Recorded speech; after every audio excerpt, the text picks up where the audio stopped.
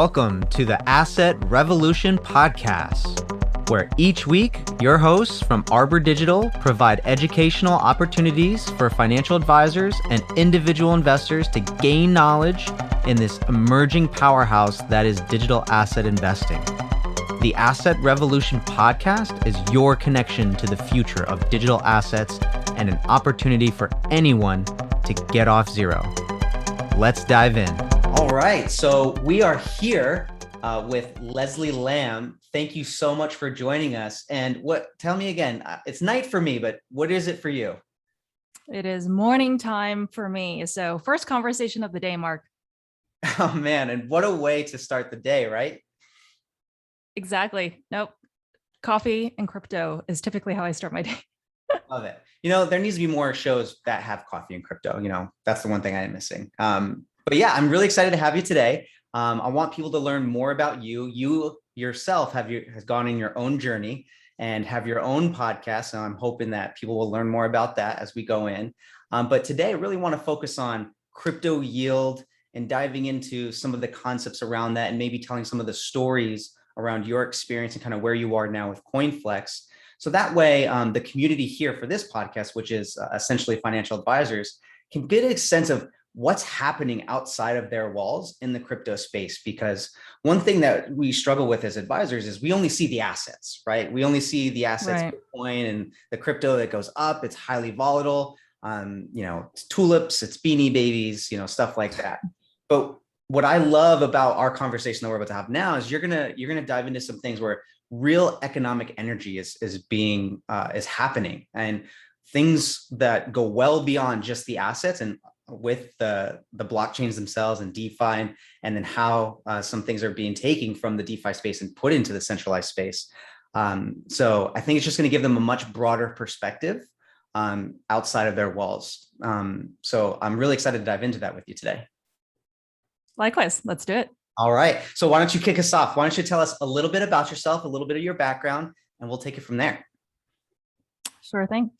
So my name is Leslie Lamb. I have been a crypto enthusiast for a really long time, actually. I wouldn't go so far to say that I'm an OG or anything. Those people had full conviction back in 2011, 2012. They put a good portion of whatever dollars they had into Bitcoin, which is the only crypto that was around at that time. But I was watching the markets, that market being the Bitcoin market, right? Growing from a couple dollars. I remember it was $6, $7, all the way to when I first got in, it was like around $70. And at that point it was, wow, this thing 10x, where can it go from here, right? Mm-hmm. So my entry point into crypto really was a mix of chance and research. So back in 2012, I remember at that time, there were a few people around me who were kind of exploring this alternative digital currency. And the championing phrase was, "This is better than fiat."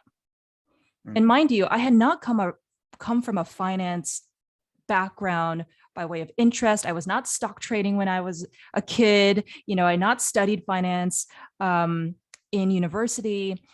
It was more this phrase that caught me off guard because I didn't know why it was supposed to be better than the existing system I was in, the monetary system that I was in.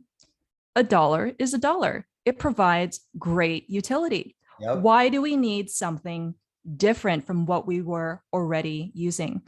So I became so interested in trying to understand why there was a need for an alternative, right? And so at that time, actually, I was already quite interested in the realm of portfolio management, wealth management. I wanted to be in a position where I was in the front office, kind of like talking to people. I love talking to people, as I'm sure you do as well, Mark, by way of starting this podcast. But I was interested in more in that client relationship aspect. So after university, I'd gone on to start my first career in wealth management. That was at Brown Brothers Harriman in New York City. And I was covering clients mainly in the Northeast, some out in the West in California, but it was primarily domestic clients.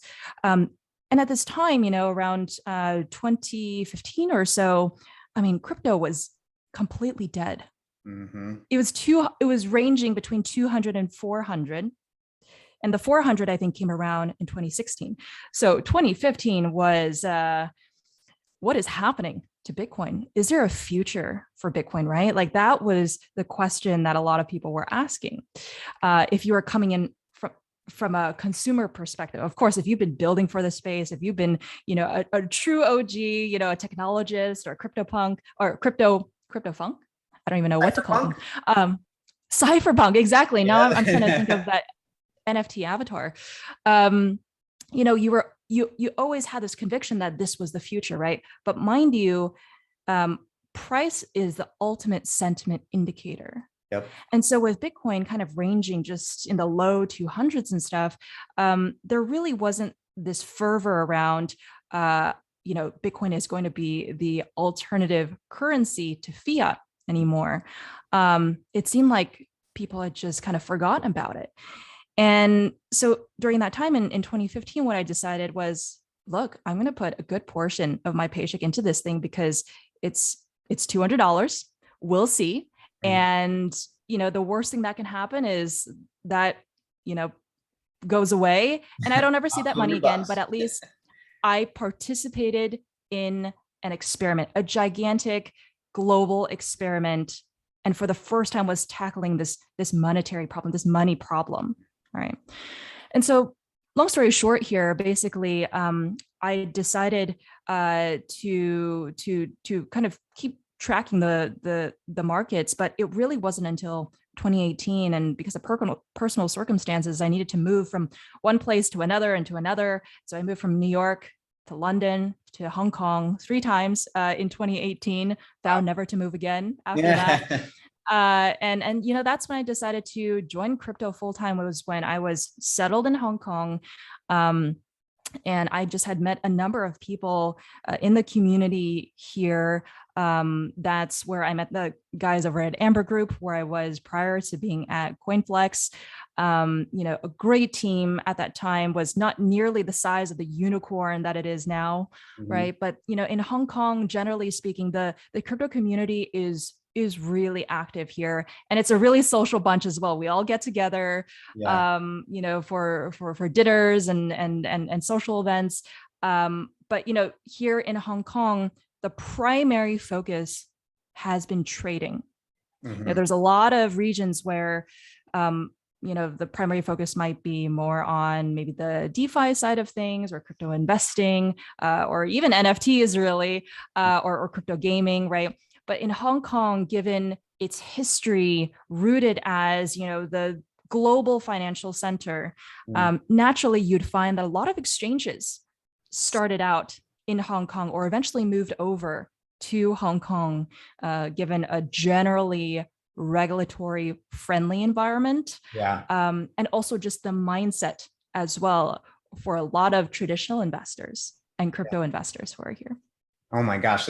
Yeah. So I love that you mentioned a few different things there. So the question just at the beginning, going back to the start, was, why is this even needed? Right. I love that's kind of where you start and where your intellectual curiosity took you, because the audience here that's listening to this right now, they're asking themselves the same thing. They've built their careers, their livelihoods in traditional financial systems. And they just, a lot of times, I used to be one of them, and I was an advisor, long ago, 5-6 years ago. And I was one of those. I was like, there's no really need for it. And they still ask themselves that question. So I love that's kind of where you come from. And then that's the journey you've taken for many years. And then, obviously Bitcoin has gone through its own, pathway. You got Mt. Gox, you got other exchanges, you got other things. So that defensibility has really been built up, which kind of speaks to how it hasn't gone away yet. But I think the other thing that I really love, that especially when we were talking before, was how there was this trust-based system, right? And where the middlemen and the intermediaries, is we had to put faith and trust into those centralized firms, and how we're moving away from that and decentralization. But even just moving away, like that trust has to be repaired. There have been too many things that have happened where a whole new generation of investors, me personally, I'm a millennial, right? Or I don't even know if I can be considered one. I got one foot in the door and one foot out the door. But, there's so many things where the trust has just been I wouldn't say lost, but it's been shattered. It's been broken, and to where there's some repairing that needs to be done. And lo and behold, you see things like crypto, Bitcoin, other things that are peer to peer, where I don't have to trust an intermediary, and this whole ecosystem is being built off of. So when you mention community and how lively it is, I love that's the ethos of it. And that's the future is that's where it's paved. So we're moving from the trust economy or trust industry, if you will, to this authentication or verification or whatever you want to say to call it, right? You know, it's based on smart contracts, on code, on technology. It's just fascinating. So it's really cool to see that you've gone through that. So would you mind telling us a little bit more about kind of, so you spent some time in New York, right? Wealth management, and then you did your moving. And again, I don't envy your amount of moves in a single time. No, I would not wish it upon anyone. So you moved to Amber Group, right? And that's kind of where I found you. And, you know, it seems like education was a passion of yours, and especially crypto education. I mean, I think you saw this gap, right?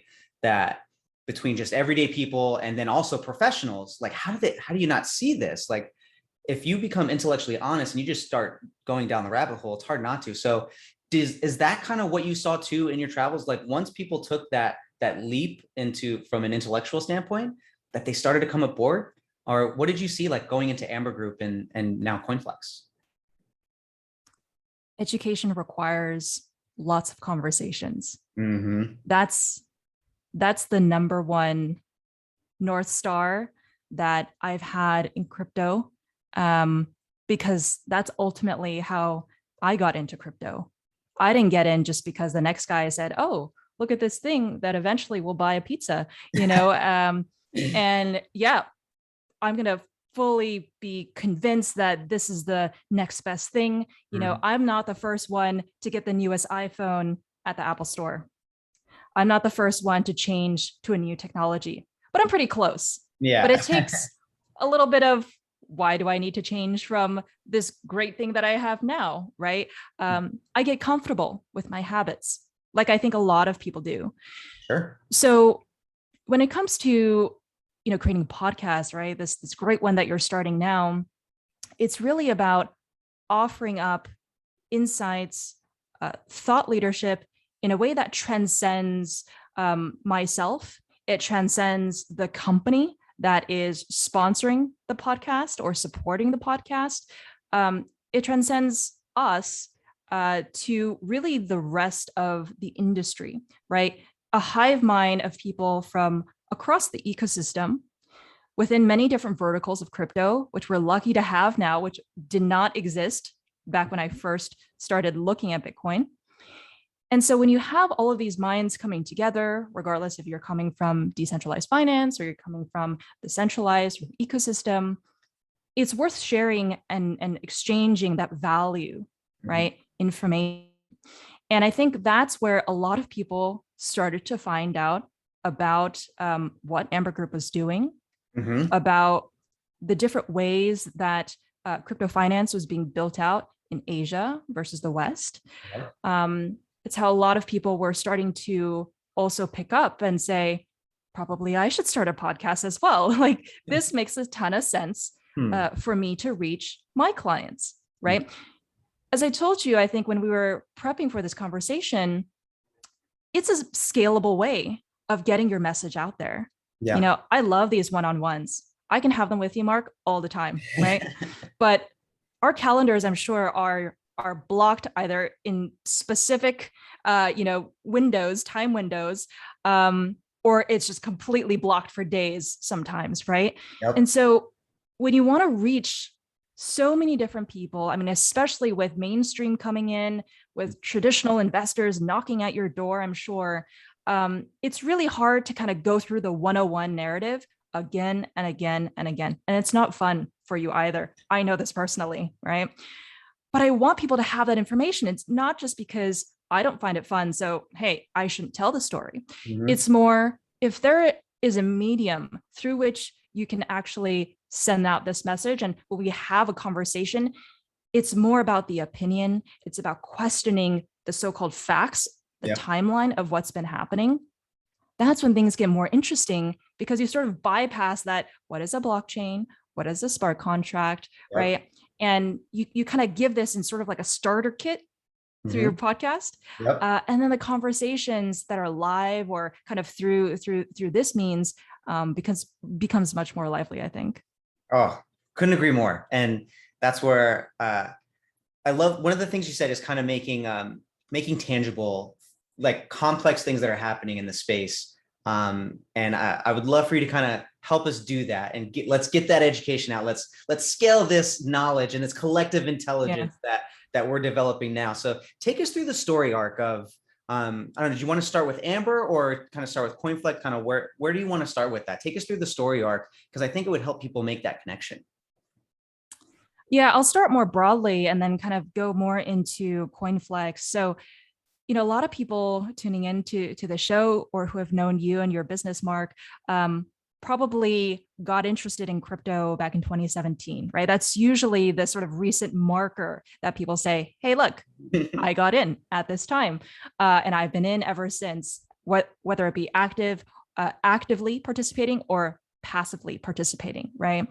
But back in 2017, there weren't a lot of derivatives exchanges. It was primarily spot exchanges, those that had fiat, fiat on-ramps into crypto, which is very important, especially if you're running a more regional exchange, right?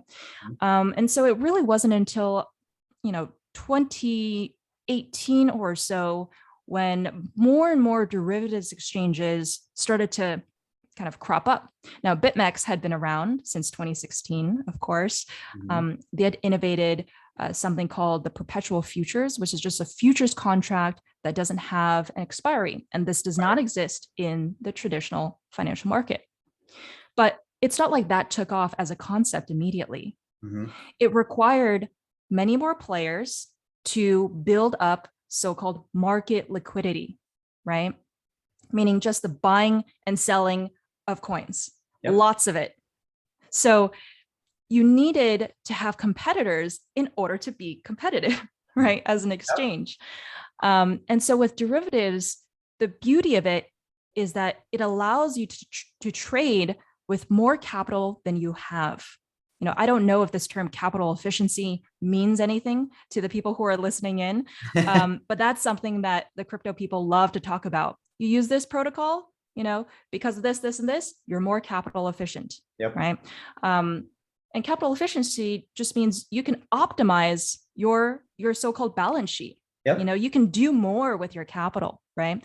And so when it comes to derivatives and for CoinFLEX, we're a crypto futures exchange. There's other exchanges that also have options, for example, which is definitely a growing market as well. But for CoinFLEX, what's been really interesting, kind of building with this incredible team of innovators, really, is understanding the history of where CoinFLEX came from. So the TLDR is that the founder, who's also called Mark, started the first UK Bitcoin spot exchange back in 2013. And he spun off the derivatives business called CoinFLEX in 2018.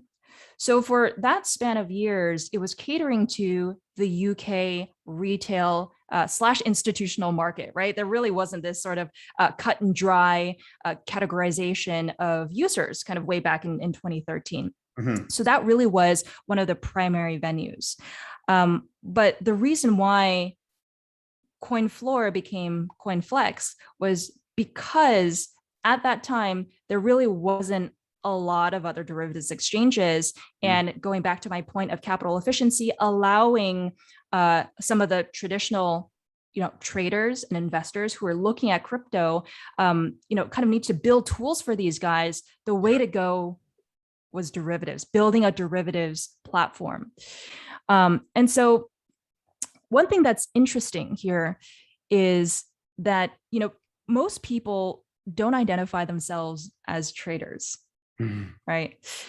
And kind of you might be thinking at this point in the conversation, well, CoinFLEX is a crypto futures exchange. I'm not a trader. Maybe I just tune out now. Don't tune out, please, because there's a lot for us to talk about, right? Definitely don't. So So I've been trying to figure out what it is that these people call themselves, if not a trader. You and I have both traded bits, bits and bots here and there, or yourself maybe more actively. But what we do is we call ourselves by our primary occupation, right? This is what I do, but I also invest and I also trade, right? Yeah. And so for people who fall into this camp, which might include you and me, it's been historically underserved by the exchange market because you kind of grow into crypto in phases or in levels, right? You might start off with spot exchange because that's where you think the on-ramp is easiest as maybe a consumer, a retail person, or you're using an over-the-counter desk as an institution because you want to buy a larger quantities of a specific coin without moving the market. You want to get that so-called best execution, right? So there are a number of ways to on-ramp yourself into crypto.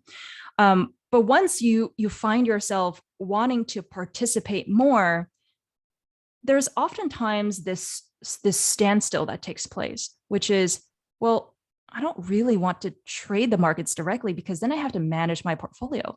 I have to monitor the markets all the time. I don't want to figure out how to look at this order book, right? I just want to delegate, right? And at that point, the conversation can either be, I want someone like yourself, a financial advisor, to do it for me, right? Yep. Or I can choose to invest time to understand. Time is the primary currency. It's not whether you have the experience or you don't, or you have kind of a little bit of experience. The metric is time. How much time do you want to spend to understand how the space has grown and what things are happening in this space, right? Yep. So what CoinFLEX has done is basically focusing of course still on the active traders. Like, we've already built out a platform that is great for them. Yep. But it's trying to serve this group of people who might be more passively trading the markets, right? And might want to spend a couple hours in the day to do that. And so that is what we are focused on right now. I'll pause there because I know there's a lot of information and we can go into specific products and stuff. But that's our worldview right now, is that there's clearly a gap for the people who want to be doing more, but don't feel like they have easy enough tools to be able to actively participate in the market.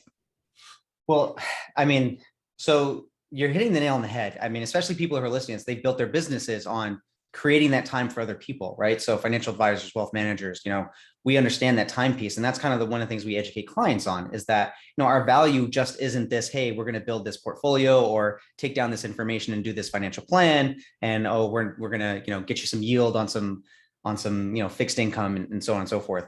It's really just, we give you time back in your life to go do the things that are important to you, to go spend time with family, to go build the companies that you want to build, or engage in the ideas or the creativity or the creation of things, whether it be art, whether it be a sport, athletics, whatever the case is. That's value and that's tangible. So you're speaking exactly to the right crowd about that. And specifically with CoinFLEX and how, that's the premise, is that we want to give you that time. We want to give you more of that passive way to generate yield. But maybe a good place to go back to a little bit is kind of tell us a little bit about crypto yield right now, because I think right now advisors are like, I don't even know how you can get yield. Like right now they're looking at like BlockFi and like these CFI, DeFi, centralized, decentralized finance companies. They're getting 8% on stable coins or, 6% on other crypto. And I know what CoinFLEX does is takes that to the next level in terms of, AMM, and, you can set parameters to round trading and set your bands. And it's really cool. I love the demo I saw, by the way. So if anyone hasn't seen it, I highly encourage, after you listen to this, go to CoinFLEX and go check them out. But take us through that first, like crypto yield, like help people conceptualize crypto yield for our purposes here. Yeah, for the people who are tuning in right now, right? I basically think you said it for me, Mark, in terms of how people are thinking about, crypto yield, where it's being generated, and how to best or in the most easy way access that yield. And that process, as I kind of mentioned earlier, with the phrase delegation, people delegate out that yield generating process to other people, right? Yep. To the, Nexo and Celsiuses of the world. But ultimately, like, where is that yield coming from?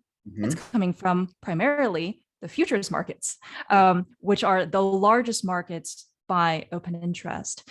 And so in terms of how to productize yield, absolutely the existence of third-party so-called crypto lending platforms, right, where they allow you to open interest rate accounts, for example, that's been super important to the growth of the lending markets, for the end consumer, right? There's always kind of been a way for the institutional guys to access this yield.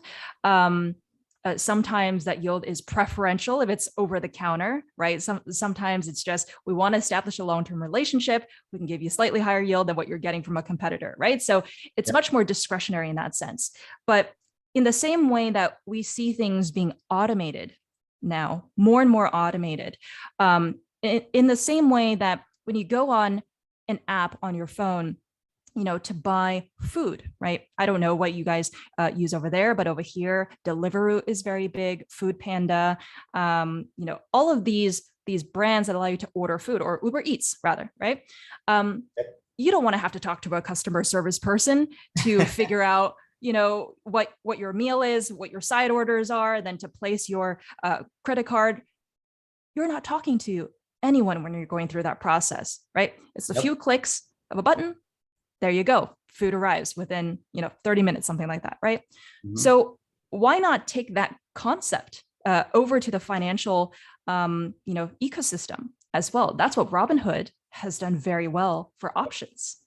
Historically, and continues to be, a really complex, difficult industry to access and make money in. Yeah. Because the risks are very hard to manage, right? Pricing options is very, very difficult. If you don't come from that background, you don't have that know-how. And so in the same way that you might look at crypto yield products, the primary way to on-ramp consumers has been to say, just go and subscribe to these things.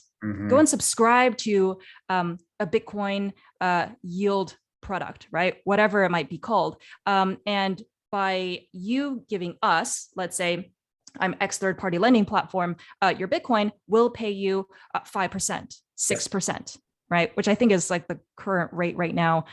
Or if you park your stablecoins with us, we'll give you anywhere between 8 to 10%, let's call it, right? Yep. Great. That's worked for a fairly long time. And I think throughout 2019, 2020, that search for yield, met this existence of these crypto lending products really, really well, right? Because you had that self-serve experience of just pressing a few buttons, there you go. You're right there. Yep. But one of the issues of doing that is you're needing to give up your crypto, right? You're effectively giving away the custody of your assets in exchange for a competitive rate.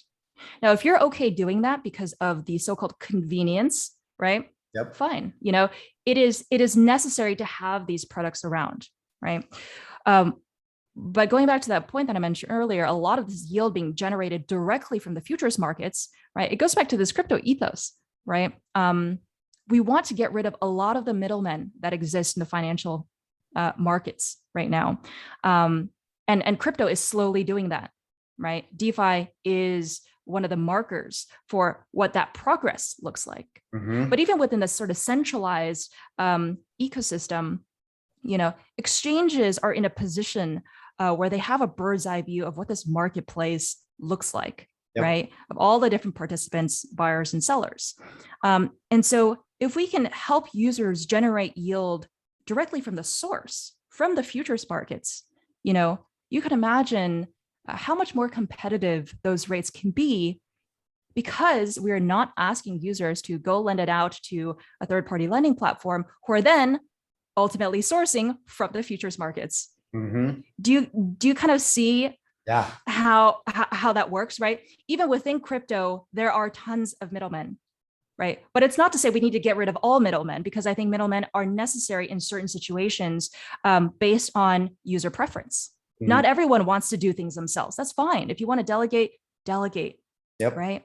But if you want to really figure out, where and how to get higher rates, that's where figuring out how to do that direct to market, so to say, is going to be very helpful.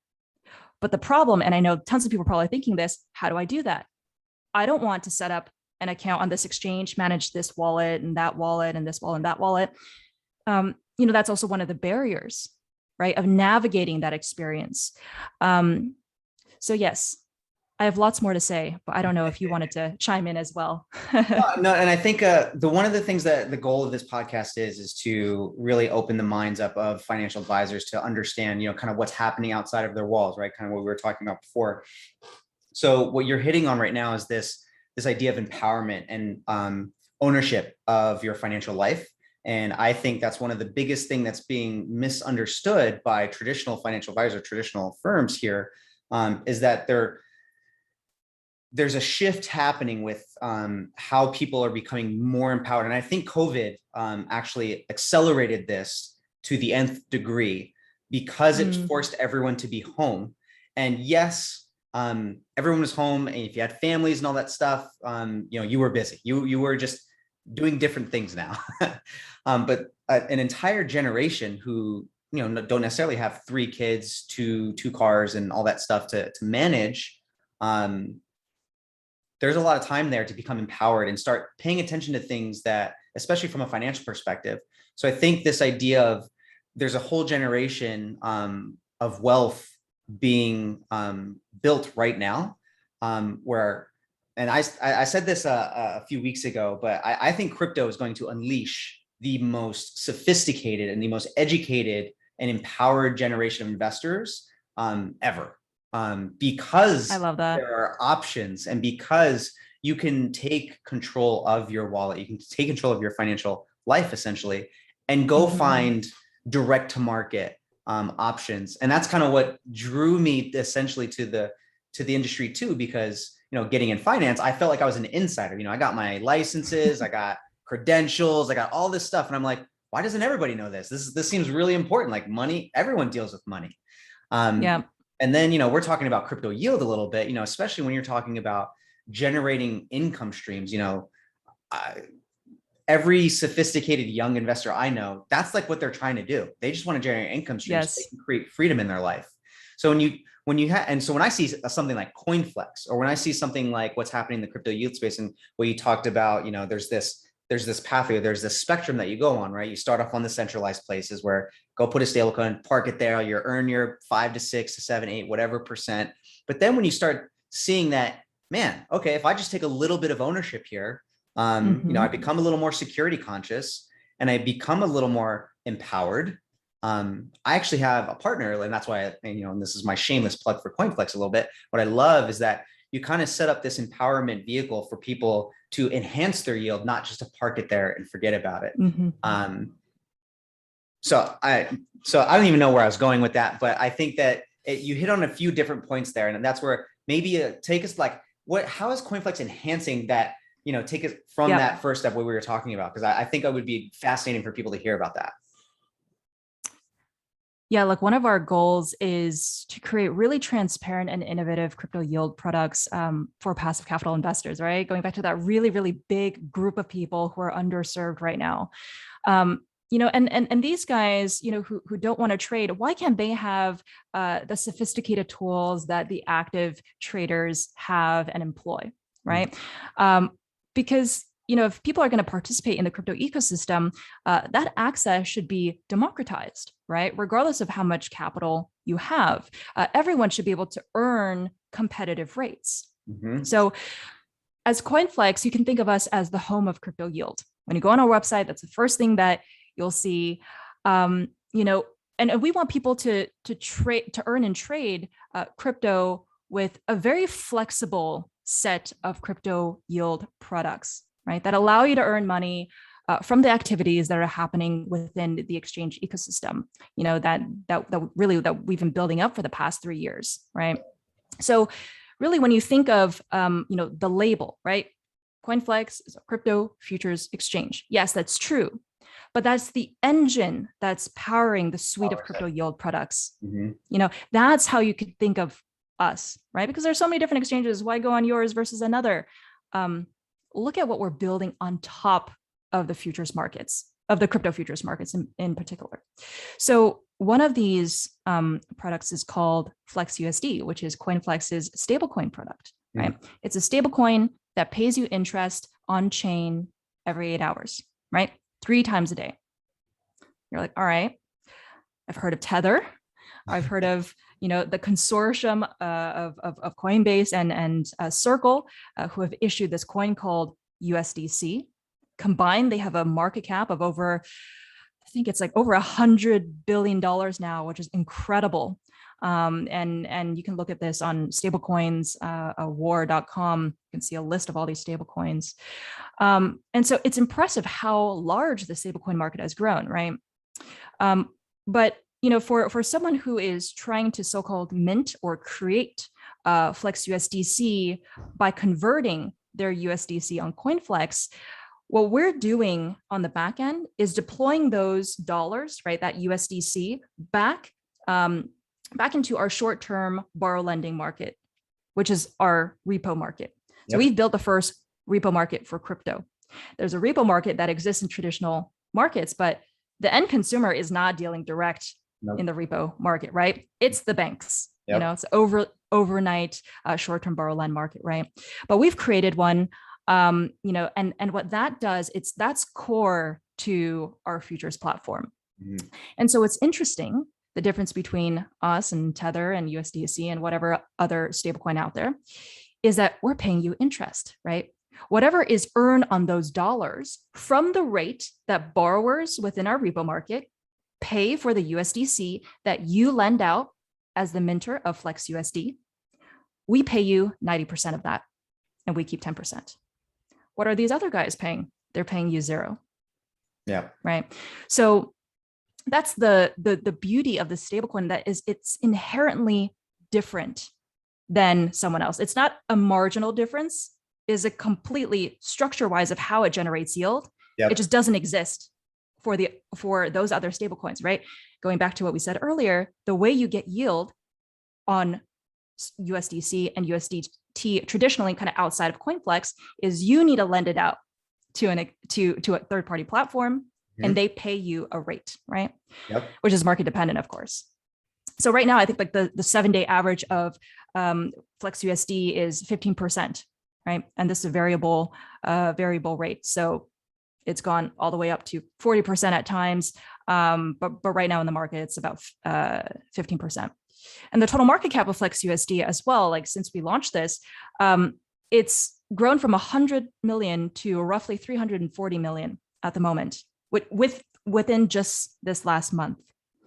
And so it's incredible to see how people understand so quickly the value proposition of Flex USD, right? That's oftentimes another hurdle in crypto. Great, you have this thing that tells me I can generate so much yield. I can't even understand how that's done, But in this case, hopefully, in the way that I've described it, in the way that you can also check on coinflex.com/transparency, you have the full transparency page of what interest rates are being paid out, market cap, all of that stuff is all available online, right? So what's neat is that this interest is paid directly to your wallet. Whether you're holding a cold storage wallet, Ledger, Trezor, right? Which are the two common ones. Whether you're holding it in a MetaMask, or whether you're holding it on coinflex.com. It can be in a non-custodial wallet and you can still earn interest. Why? Because it's being paid on chain to you. So it's great that you guys provide that optionality as well. And the crazy, so the unfortunate thing is that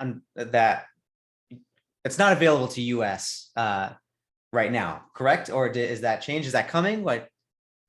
Yeah, at the moment it's not, but we are working on something that will eventually enable US users. Yes. Okay, awesome.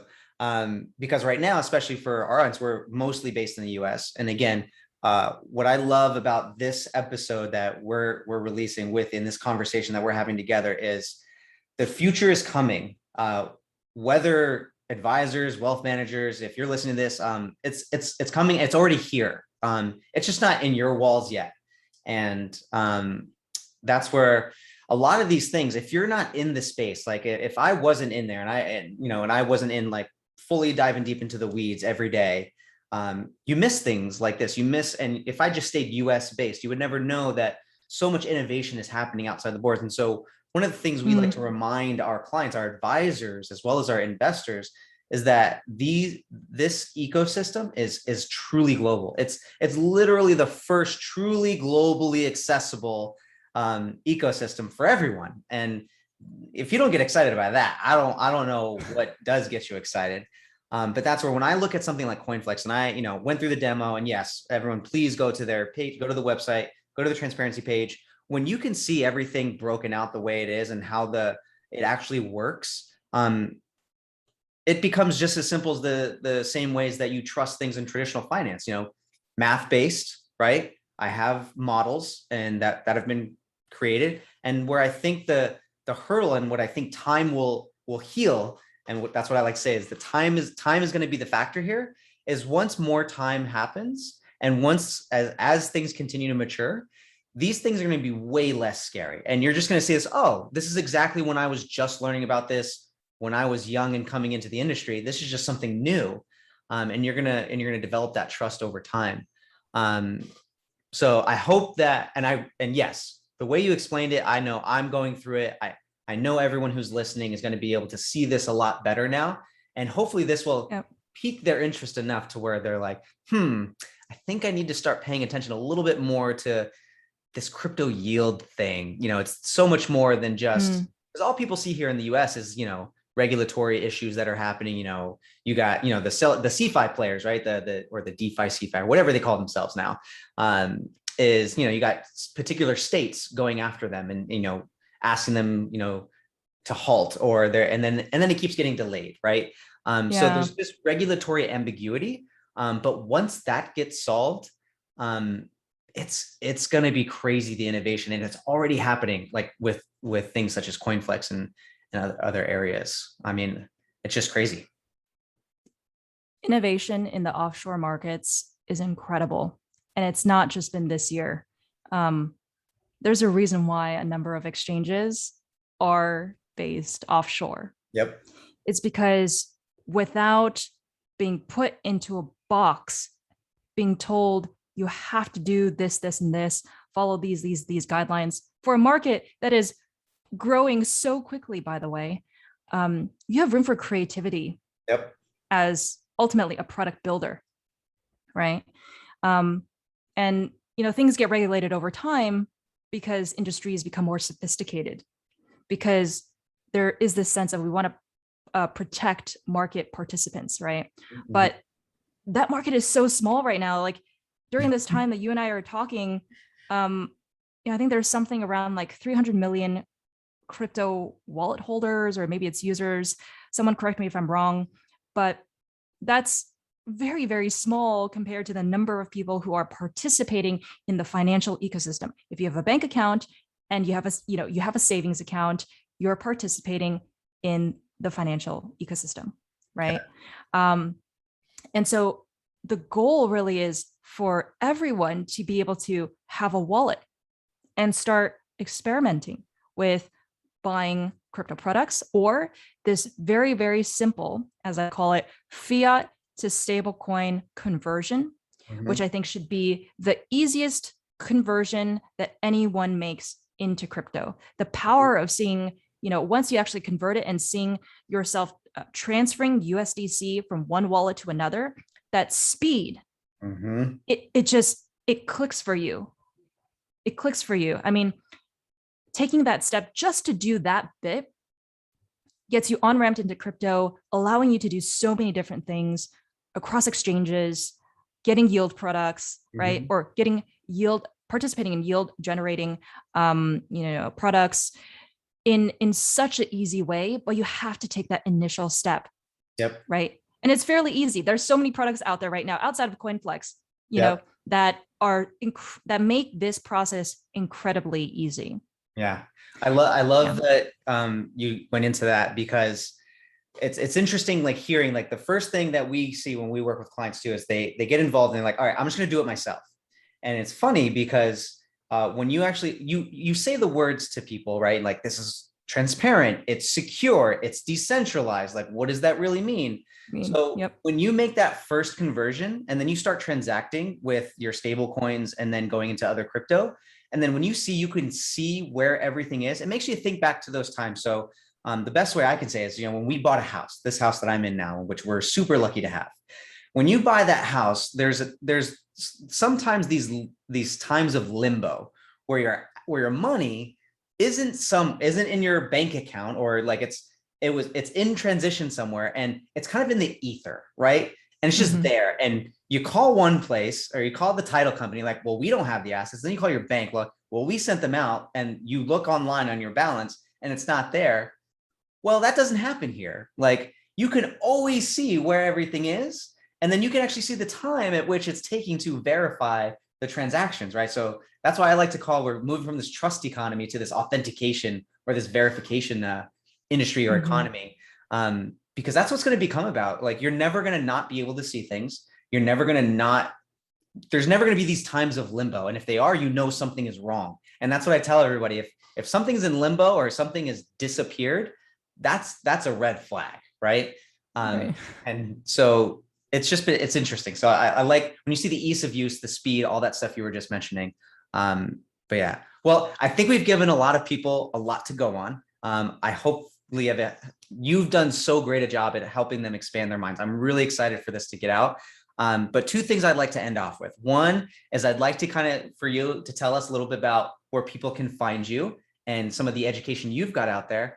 And then I have one last question, but first tell us about where can people find you yourself. Yeah, so you can find us at www.coinflex.com.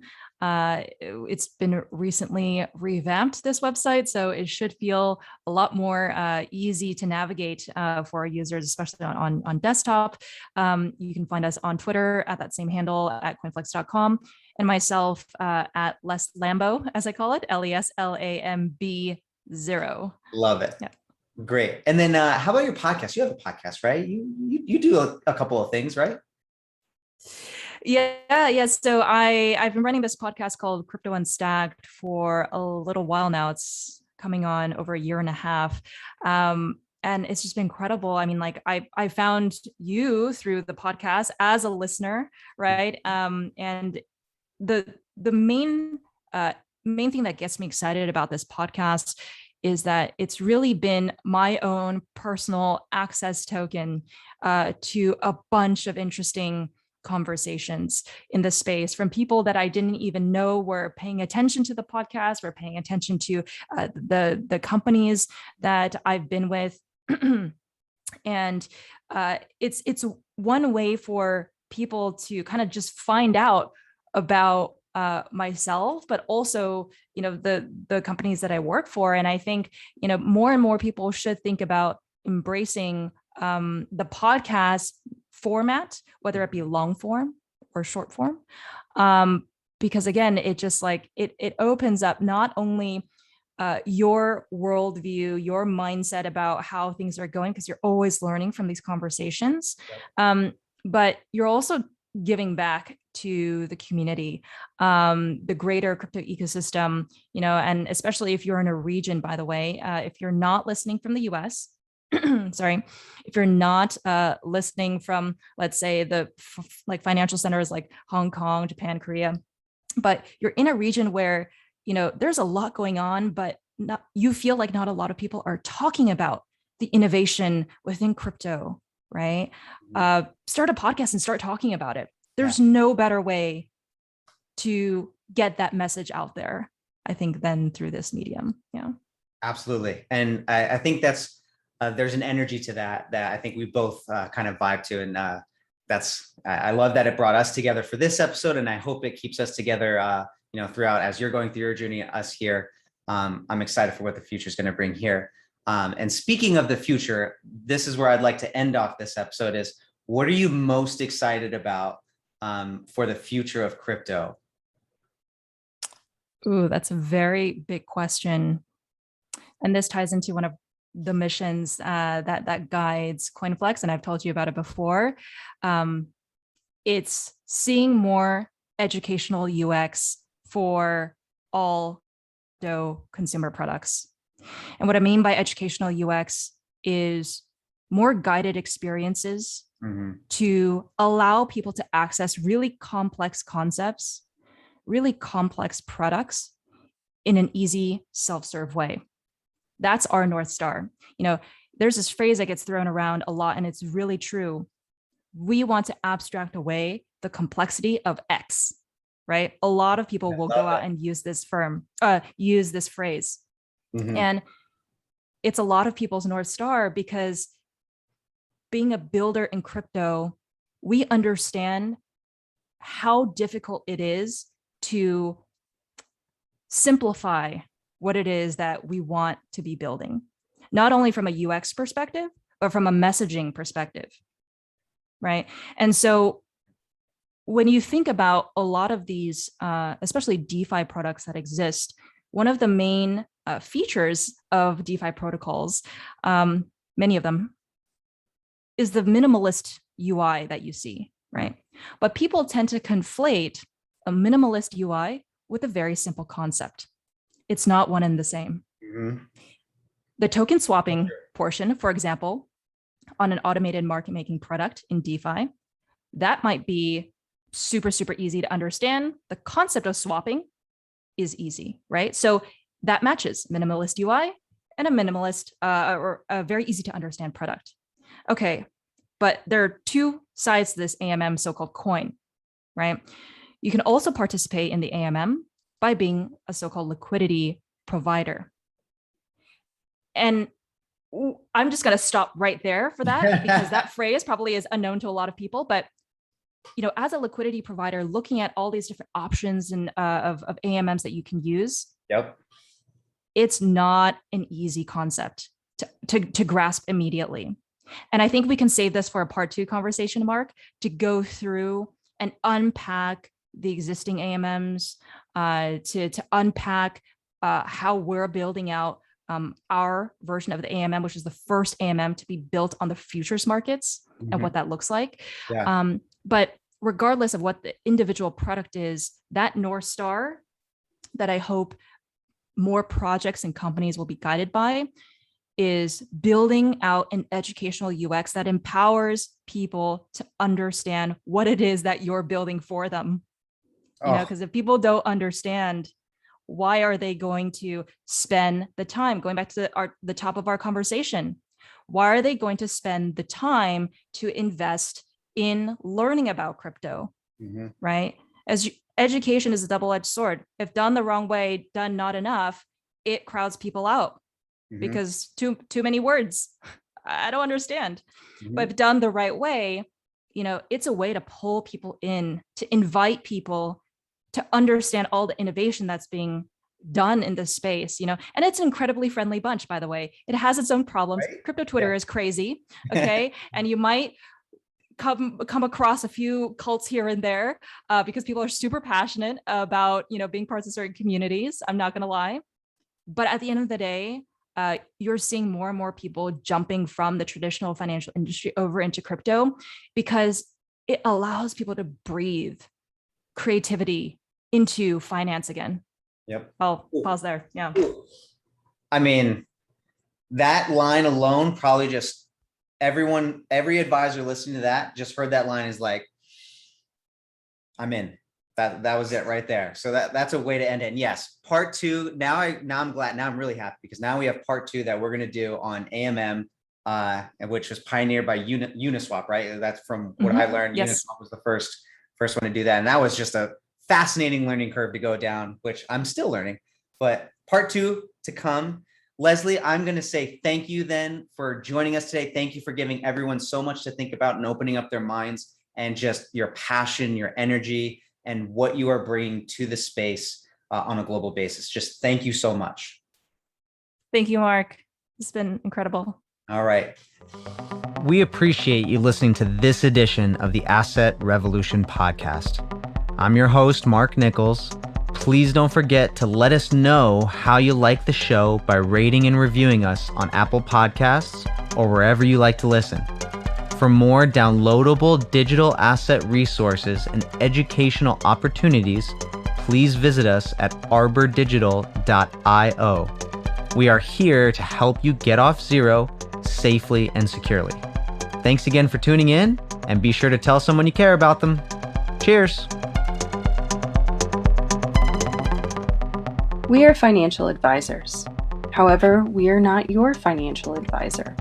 Unless you're under contract with or actively speaking with Arbor Capital Management or Arbor Digital, a division of Arbor Capital Management. This podcast is just that, a podcast. It is not financial, legal, or tax advice. If you have individual questions, please reach out.